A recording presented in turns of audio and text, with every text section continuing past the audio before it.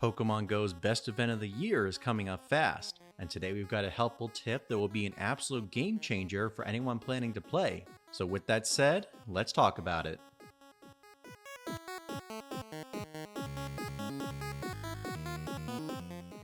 Welcome back everyone. So over the past few months, we've gotten several info dumps for GoFest 2024, and honestly, we're still reeling about how exciting these events look.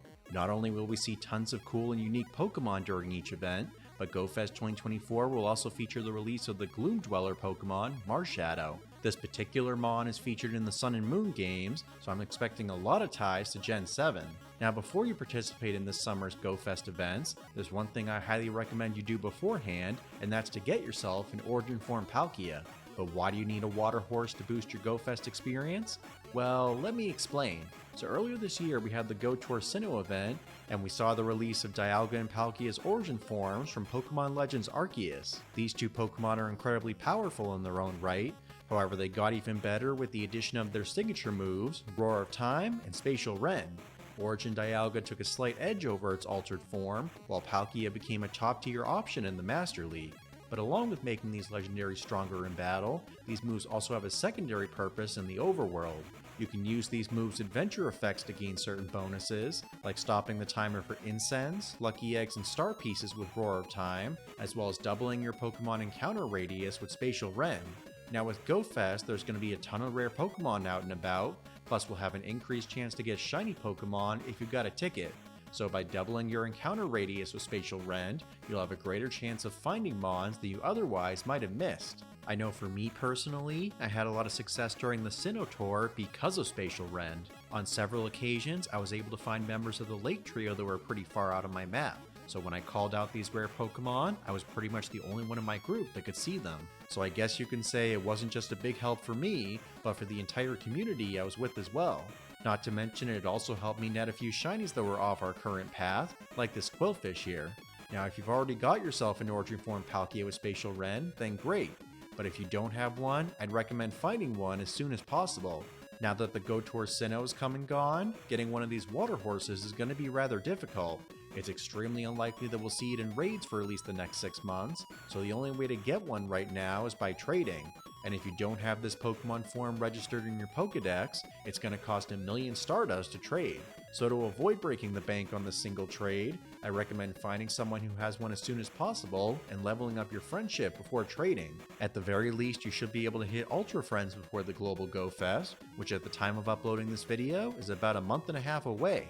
Now in addition to getting yourself an Origin Form Palkia, you'll also need a couple resources, Stardust and Palkia Candy. You'll need both in order to activate Spatial Rend, so it's best to start farming as soon as you can.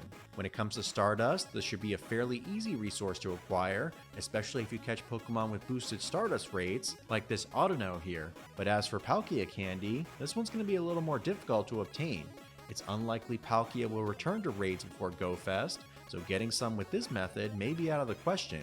With that in mind though, there's two other ways you can get candy for it. For one, you can trade any Palkia from your collection, as this will give you extra candy in addition to transferring them. And the farther distance between you and your trading partner's Pokemon, the more candy you'll get. You'll get 1 candy for Pokemon caught below 30 kilometers apart, 2 if the distance is between 30 and 100 kilometers, and 3 if it's over 100. So if you have a plentiful supply of Palkia, I would maybe do some distance trades to not only get a bunch of candy, but also put a dent in your Pokemon storage. But as for the other way to acquire Palkia Candy, you can also turn any rare candy in your bag to Palkia Candy.